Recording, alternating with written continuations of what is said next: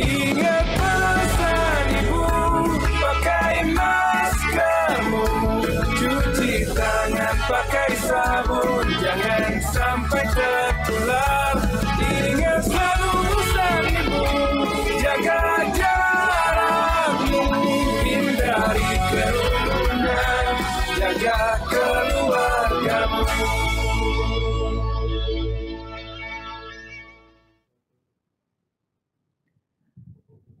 Assalamualaikum warahmatullahi wabarakatuh. Selamat sore untuk teman-teman media sekalian. Saya ingin menyampaikan berbagai update mencakup program pemulihan ekonomi nasional dan juga langkah-langkah yang dilakukan oleh pemerintah di dalam menangani COVID-19, baik dari sisi kesehatan maupun dampaknya terhadap sosial dan ekonomi masyarakat. Kita semua tahu bahwa di seluruh dunia saat ini kita terus mencoba untuk mengendalikan peningkatan jumlah kasus positif COVID di seluruh dunia dengan jumlah yang sekarang mencapai 62,6 juta kasus dan jumlah kematian mencapai 1,46 juta. Pemerintah juga terus melihat berbagai perkembangan yang ada di seluruh dunia. Bapak Presiden tadi pagi menyampaikan kepada seluruh gubernur dan juga para menteri, terutama pimpinan kementerian dan lembaga, untuk tidak lelah dan tidak lengah di dalam menangani perkembangan COVID ini. Kita sudah memasuki bulan terakhir tahun 2020 ini, dan ini adalah bulan di mana banyak sekali mungkin kegiatan masyarakat nanti menjelang libur akhir tahun yang perlu untuk diantisipasi. Dan oleh karena itu Bapak Presiden menekankan pentingnya bagi seluruh kementerian, lembaga, dan pemerintah daerah, gubernur, wali kota, dan bupati untuk betul-betul melihat data. Beliau menyampaikan berbagai data yang perlu untuk diwaspadai, terutama kenaikan jumlah kasus positif. Dan ini berarti langkah-langkah untuk pencegahan akan terus ditingkatkan pada hari-hari ini hingga kita bisa melaksanakan untuk pengobatan melalui vaksinasi. Beberapa hal positif yang ingin saya sampaikan pada sore hari ini adalah menyangkut langkah-langkah di dalam penanganan COVID ini, baik di bidang kesehatan maupun sosial dan ekonomi. Pertama, pemerintah telah mengalokasikan anggaran hingga lebih dari 695 triliun. Dan ini penggunaan anggarannya sudah mulai menunjukkan dampak yang baik atau positif, baik untuk penanganan di bidang kesehatan maupun di bidang sosial ekonomi. Jumlah anggaran yang kita alokasikan untuk di bidang kesehatan ini mencapai 97,9 triliun. Dan jumlah yang sudah digunakan juga terus meningkat, yang berarti menggambarkan kesiapan dari pemerintah untuk menangani COVID ini dari mulai pencegahan hingga pengobatan dan juga untuk pengadaan vaksin. Ini adalah sekarang pusat perhatian kita karena vaksin pertama yang akan hadir di Indonesia dan nanti akan dilakukan program vaksinasi diharapkan akan segera mengembalikan tingkat kepercayaan masyarakat terhadap kondisi yang lebih aman, meskipun ini tidak boleh diartikan bahwa kita kehilangan kewaspadaan. Kita harus tetap melakukan tadi menggunakan masker, menjaga jarak, dan mencuci tangan. Itu tetap dilakukan meskipun nanti akan ada vaksin. Jadi masyarakat apalagi ini menjelang akhir tahun tetap dan bahkan harus ditingkatkan disiplin protokol kesehatan. Ini untuk menjaga agar seluruh jajaran terutama mereka yang bekerja di garis depan seperti tenaga kesehatan bisa terus terlindungi dari meningkatnya bahaya COVID. Jumlah insentif tenaga kesehatan yang sudah dibayarkan mencapai 7,22 triliun untuk 681.000 tenaga kesehatan. Mereka yang selama ini berjuang dan masih terus berjuang. Kita harus membantu mereka supaya mereka tetap bisa diringankan dengan kita semua melakukan disiplin protokol kesehatan. Sudah 200 tenaga kesehatan yang meninggal yang sudah dibayarkan santunan kematiannya. Dan ini harus makin mengingatkan kita untuk terus berupaya sekali lagi mencegah penularan COVID. Dan pemerintah akan terus menggunakan anggaran kesehatan ini di dalam rangka mendukung untuk pengadaan vaksin COVID pada akhir tahun ini maupun awal tahun depan. Saat ini kita sudah mengeluarkan lebih dari 233 triliun untuk melindungi masyarakat kita dari segi sosial. Bantuan sosial dalam bentuk belanja untuk lebih dari 10 juta keluarga yang mendapatkan program Keluarga Harapan. Kemudian masih ada lagi lebih dari 19,2 juta yang mendapatkan bantuan sembako dan bantuan tunai. Dan juga 1,9 juta ya di sekitar Jakarta, Bogor, Tangerang, Depok, Bekasi yang juga mendapatkan bantuan sosial. 9,2 juta lebih di seluruh Indonesia yang mendapatkan bantuan sosial non-Jabodetabek tersebut. Di desa lebih dari 8 juta keluarga yang mendapatkan dukungan dari APBN. Dan masyarakat yang menikmati diskon listrik meliputi 31,4 juta keluarga, termasuk juga mereka yang mendapatkan bantuan subsidi gaji, yaitu lebih dari 12,4 juta, termasuk guru honorer 1,6 juta, dan guru honorer di lingkungan Kementerian Agama lebih dari 0,8 juta orang. Jadi ini adalah bantuan sosial yang luar biasa besar yang diberikan oleh pemerintah agar masyarakat mampu untuk menghadapi COVID ini. Tidak hanya bertahan, namun dia akan kemudian kembali menjadi kuat. Termasuk seluruh siswa-siswa dan mahasiswa di seluruh Indonesia.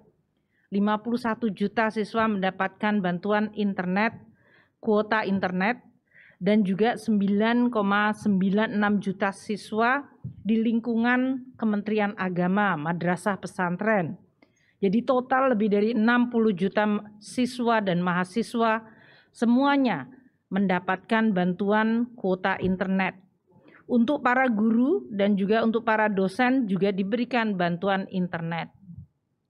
Kita sekarang melihat bahwa bantuan untuk usaha kecil menengah maupun dari sisi bantuan untuk dunia usaha juga kita pantau terus. Lebih dari 115,8 triliun bantuan untuk dunia usaha yang untuk usaha kecil menengah dan insentif usaha sebesar 120 triliun plus pembiayaan korporasi sebesar 61,2. Bagaimana dampak atau pelaksanaan dari berbagai program ini? Saat ini dari program pemulihan ekonomi nasional dan penanganan COVID sebesar 695 triliun, 431 triliun telah terrealisir. Dan kita masih akan melihat dari sisi penggunaan anggaran hingga bulan Desember ini masih akan ada anggaran yang akan terrealisir plus dana cadangan untuk vaksin. Totalnya mencapai lebih dari 664 triliun rupiah. Ini yang akan mendorong perekonomian pada bulan terakhir di tahun 2020 ini sesudah kita melakukan peningkatan belanja pada kuartal ketiga yang lalu. Program realisasi kesehatan mencapai 41,2% dan ini berarti 40,32 triliun sudah dilakukan pencairan. Apabila juga masih ada bidang kesehatan yang belum terserap, maka dia akan dilakukan pencadangan untuk pembiayaan vaksin kita. Saat ini kami bersama dengan Menteri Kesehatan dan juga Menteri BUMN sedang menghitung berapa jumlah vaksin yang akan diadakan untuk akhir tahun ini hingga awal tahun depan. Yang itu diharapkan akan mampu memberikan daya tahan bagi masyarakat dan untuk bisa meningkatkan kegiatan masyarakat sehingga kita bisa terus menjaga keselamatan rakyat namun secara bertahap memulihkan kegiatan ekonomi kita. Di bidang program untuk perlindungan sosial yang tadi telah saya sampaikan sudah terrealisir 207,8 triliun dari 233 triliun. Ini artinya 88,9% sudah tercairkan. Dan sampai dengan Desember kemungkinan 100% akan bisa terrealisir karena memang masyarakat yang membutuhkan sesuai dengan yang sudah diidentifikasikan dan datanya akan mendapatkan bantuan dari pemerintah tersebut. Seperti saya sebutkan tadi, ada yang dalam bentuk PKH, kartu sembako, BLT tunai, maupun di dana desa, serta dalam bentuk kartu prakerja, diskon listrik, dan juga bantuan beras, serta subsidi gaji, serta bantuan untuk kuota internet. Untuk usaha kecil menengah atau untuk bidang sektoral dan kementerian lembaga, yang penting untuk saya laporkan adalah dari 65,97 triliun, 54,9% sudah terrealisir atau 36,25 triliun. Ini terutama untuk membantu masyarakat yang kehilangan pekerjaan juga. Karena berbagai program seperti padat karya, insentif di bidang perumahan, dan juga bidang pariwisata yang mengalami tekanan yang cukup besar. Sebesar 3,8 triliun. Sudah terrealisir 1 triliun dan ini untuk membantu berbagai destinasi pariwisata, pemerintah daerah dan hotel serta restoran untuk mereka mampu bertahan atau paling tidak meringankan beban mereka akibat menurunnya omset dengan adanya COVID ini. Kita juga akan terus mendorong kegiatan kementerian lembaga termasuk di bidang ketahanan pangan yang merupakan salah satu pilar penting di dalam menjaga stabilitas kita selama COVID maupun sesudah COVID. Untuk insentif usaha yang mencapai 120 triliun, kita sudah melihat ribuan atau ratusan ribu perusahaan yang menikmati insentif usaha ini, 46,4 triliun. Lebih dari 214 ribu perusahaan yang memohon atau mendapatkan insentif dalam bentuk keringanan PPh pasal 21, yaitu untuk karyawannya, 131 ribu wajib pajak atau perusahaan telah menikmati insentif tersebut. Kemudian untuk pembebasan PPh 22 import ada 14.600 wajib pajak. Mereka yang menikmati penurunan angsuran PPh pasal 25 itu adalah sekitar 66.300 dan mereka yang mendapatkan pengembalian PPN yang dipercepat meliputi lebih dari 2.200 perusahaan.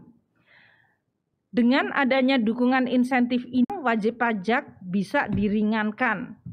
Mereka mendapatkan bantuan ini dan merasakan adanya dampak dari sisi bagaimana mereka harus menghadapi jumlah karyawan yang harus dikurangi jam kerjanya, atau dari sisi income atau jumlah upah yang harus dibayarkan.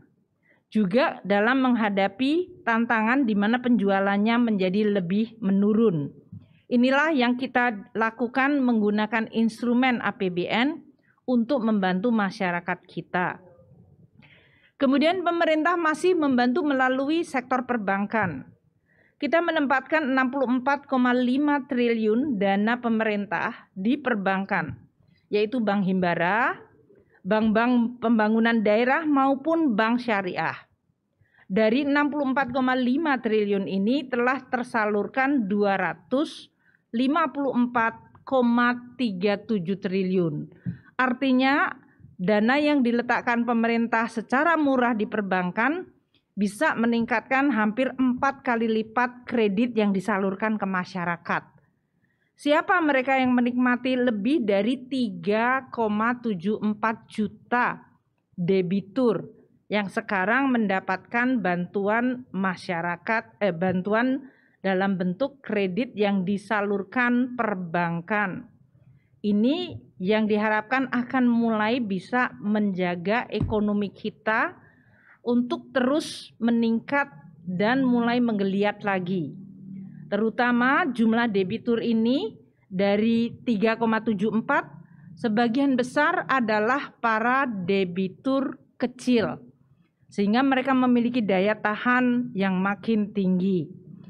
Kita melihat dari UMKM untuk bisa mendapatkan bantuan kredit program dari pemerintah ini, kita akan mendorong agar perbankan tidak segan mulai menyalurkan kreditnya. Nah, untuk itu pemerintah juga memberikan jaminan kepada kredit-kredit yang disalurkan. Jaminan ini kita berikan melalui Askrindo dan Jamkrindo, sehingga apabila kredit yang disalurkan mengalami kemacetan, mereka akan dijamin oleh Askrindo Jamkrindo. Tujuannya apa? Tujuannya agar perbankan bersedia mulai menyalurkan kreditnya dan perusahaan juga mulai meminjam sehingga ekonomi mulai bergerak kembali. Inilah yang sedang dan terus kita lakukan bersama-sama dengan OJK di dalam rangka untuk mendorong kembali perekonomian kita. Bank Indonesia, OJK, dan kami dari Kementerian Keuangan beserta LPS akan terus menjaga stabilitas sistem keuangan kita agar mereka bisa ikut membantu memulihkan ekonomi nasional. Minggu ini Bapak Presiden telah memberikan atau menyampaikan daftar untuk pelaksanaan anggaran atau DIPA bagi pemerintah daerah dan kementerian lembaga. Karena pada bulan Desember ini kita sudah menyiapkan untuk tahun anggaran 2021. Fokus kita untuk tahun 2021 adalah tetap di bidang kesehatan. Bagaimana kita bisa membuat masyarakat kita bertahan di dalam menjalankan kegiatan sehari-hari pada saat COVID-nya masih ada. Jadi, pengeluaran pemerintah untuk mendorong agar kenaikan testing PCR dilakukan secara lebih tinggi itu dilakukan. Anggaran saat ini untuk membiayai penyediaan PCR test di Indonesia maupun berbagai test kit tujuannya adalah untuk kita bisa melaksanakan 3T secara konsisten. Testing, tracing, dan treatment. Karena itu adalah yang merupakan bagian dari kepercayaan di dalam kemampuan kita mendeteksi di mana penyebaran COVID terjadi. Untuk tahun 2021, kita tetap akan mengalokasikan untuk bidang kesehatan lebih dari 169 triliun. Dan ini terutama untuk pengadaan vaksin dan untuk program vaksinasi. Juga untuk berbagai perbaikan sarana prasarana dan penelitian pengembangan untuk vaksin merah putih kita maupun untuk testing kita. Kita juga akan terus menjaga agar program dari Kementerian Kesehatan, Badan POM, dan berbagai lembaga untuk penelitian dan penemuan vaksin di Indonesia akan terus didukung melalui anggaran yang memadai. Kemudian untuk vaksinasi, kita dengan Kementerian Kesehatan dan Kementerian BUMN tengah menghitung berapa jumlah populasi dan segmen populasi mana yang akan diprioritaskan. Anggaran disediakan dari mulai untuk pengadaan vaksinnya maupun di dalam program vaksinasinya. Saat ini keseluruhan kesiapan dari fasilitas kesehatan untuk program vaksinasi akan tetap dilakukan. Untuk tahun depan, pemerintah juga akan tetap menjaga berbagai program perlindungan sosial agar masyarakat masih tetap mendapatkan perlindungan yang cukup pada saat COVID masih belum betul-betul teratasi, karena memang vaksinasi pasti akan membutuhkan waktu. Oleh karena itu, belanja di bidang belanja perlindungan sosial akan mencapai lebih dari 233 triliun sendiri untuk tahun 2021. Dan ini diharapkan akan bisa membantu menjaga masyarakat kita dari COVID-19 dengan adanya bantuan pemerintah terutama untuk kebutuhan sehari-hari mereka. Dan untuk dukungan usaha termasuk untuk insentif akan dilakukan tahun 2021 sebesar 177 triliun. Teman-teman media sekalian, itulah yang kita terus lakukan untuk tahun 2020 dan persiapan tahun 2021. Seperti Bapak Presiden telah sampaikan di berbagai kesempatan, COVID ini adalah tantangan bagi kita semua. Dan kita semuanya harus tetap terus melakukan fokus bagaimana cara mencegah untuk penyebaran COVID. Oleh karena itu, Bapak Presiden akan sangat melihat data secara detail. Seperti hari ini, beliau menekankan bahwa berbagai kenaikan dari sisi kasus positif harus segera direspons oleh para menteri dan pemerintah daerah, terutama menjelang akhir tahun di mana akan ada beberapa event, termasuk pilkada maupun berbagai liburan untuk akhir tahun. Ini yang merupakan instruksi Bapak Presiden kepada kita semua, agar kita tetap memberikan suasana bagi masyarakat di dalam melakukan kegiatan, entah itu di tingkat keluarga, sosial, atau ekonomi, secara lebih optimal, namun tanpa memperburuk penyebaran COVID-19. Kita tetap bisa beraktivitas, kita tetap bisa menjadi produktif, namun kita juga pada saat yang sama bisa ikut menangani pencegahan penyebaran COVID. Itu hanya bisa terjadi kalau kita semua disiplin. Jadi meskipun nanti teman-teman sekalian akan melakukan kegiatan untuk pilkada atau untuk berlibur pada akhir tahun, jangan pernah lupakan disiplin protokol kesehatan. Masker harus selalu ada, cadangan selalu ada, gunakan dan jangan hanya ditaruh di kantong. Gunakan di setiap kesempatan, jaga jarak dan selalu membersihkan tangan dengan mencuci dengan sabun atau dengan hand sanitizer. Kalau kita semuanya ikut disiplin, maka kita bisa mencegah COVID, namun kita juga bisa mulai memulihkan ekonomi, memulihkan kegiatan sosial, dan juga bisa membantu masyarakat kita sehingga mereka mampu mendapatkan kegiatan usahanya meningkat karena kita semua berpartisipasi dan menjaga.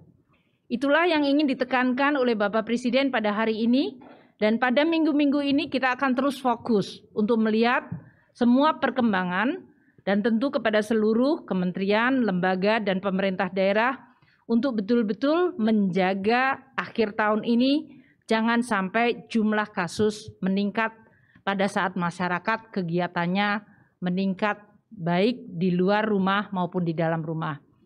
Dan APBN dalam hal ini akan terus mendukung seluruh kegiatan masyarakat dan mendukung ekonomi.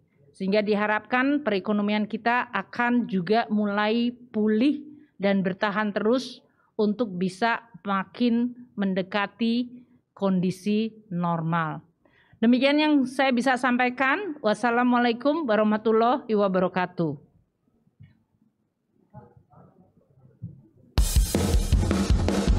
Ingat pesan ibu, pakai maskermu, cuci tangan pakai sabun, jangan sampai tertular.